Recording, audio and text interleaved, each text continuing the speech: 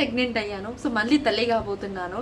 So clear కట్గా ఒక చిన్న ఫ్రాంక్ లా కాకుండా, ఒక డ్రామా లాగా కాకుండా ఎంత క్లియర్ కట్గా నిజం చెప్పారంటే లచ్చక్క వాళ్ళ ఛానల్లో the best video in first time. So ఎందుకంటే అంత మంచిగా క్లియర్ కట్గా అబద్ధం అన్నప్పుడు మనం అరే మొన్ననే కదా మీ అన్నయ్య పిల్ల అని చెప్పాం. సరే ఈ 2 రోజుల క్రితమే కదా మీ పిల్లల ఫస్ట్ బర్త్డే అయింది, మళ్ళీ వెంటనే ప్రెగ్నెన్సీ. అసలు ఎన్నిసార్లు ప్రెగ్నెన్సీ వస్తుంది, ఎన్నిసార్లు పోతుంది, ఇప్పుడు ఇది కూడా కరెక్ట్ అని నమ్మకం ఏముంది? సో మీరు లైవ్ టెస్ట్ చేసేటప్పుడు అప్పుడు పెట్టొచ్చు కదా, ఏమో కెమెరా ఆఫ్ చేసి పాత కిట్ కూడా యాడ్ చేయవచ్చు కదా. అంటే ఇప్పుడు మీరు మళ్ళీ స్టార్ట్ చేయడం ఏంటి? ఫుడ్ వీడియోస్కి లాగ్స్కి అని యూస్ ఏమైనా తక్కువ అయ్యాయా? అందుకని మీరు ఇలా మళ్ళీ డ్రామా క్రియేట్ చేసిరా? ఇది నిజమా? ఈసారైనా మీ సెకండ్ ప్రెగ్నెన్సీ మళ్ళీ పిల్లలు పుట్టేదాకా మాకు నమ్మకం లేదు. ఎందుకంటే ఏమో పొట్ట బయటకు వచ్చినంత వరకు నమ్మకం లేదు అసలు మీ మీద. ఎందుకంటే మళ్ళీ ప్రెగ్నెన్సీ వచ్చిందంటారు, పోతుందంటారు, మా అన్నయ్య పెళ్ళి అంటారు, మళ్ళీ చెడిపోయిందంటారు, పిల్ల మొత్తం అబద్ధాలు ఆడిందంటారు, బంగారం ఎత్తుకుపోయిందంటారు, క్యాన్సిల్ అయిందంటారు, మా ఇల్లు ఎవరో లాక్కుంటారు, ఎన్ని చెప్తారు. ఇవన్నీ అబద్ధాలు చెప్పి చెప్పి చెప్పి జనాలను చెవుల్లో పూలు పెట్టేసిర్రు. ఇప్పుడు మళ్ళీ అదే ప్రెగ్నెన్సీ డామర్తో మళ్ళీ వచ్చిర్రు.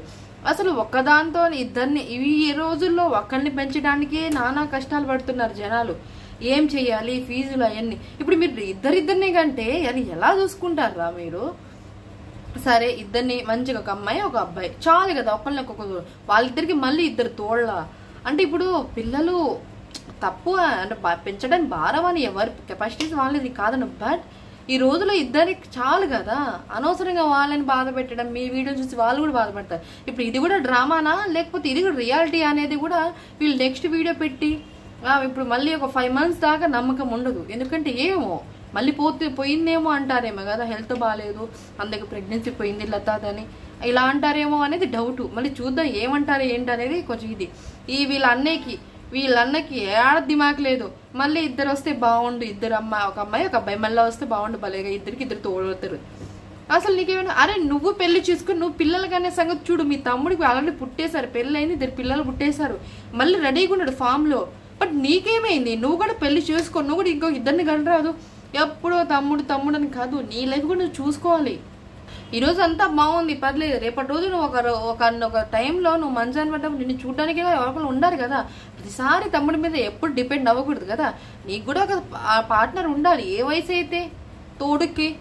అందుకే ఇప్పుడు పిల్లల తోడు గురించి ఆలోచించినావు కాబట్టి పిల్లల గురించి పక్కన పెట్టుదా. నీకంటే ఒక తోడు చూసుకో, నీకు కూడా ఒక పిల్లలు చూసుకో, నువ్వు కూడా ఉండాలి. ఎప్పుడు తమ్ముడి పిల్లలు అంటూ మనం తిరగలేము. ఎప్పుడంటే ఏమో ఏ కాయ ఎలాంటిది కూడా తెలియదు కదా ఈ కాలంలో. సో అలా అంటారు అన్నమాట.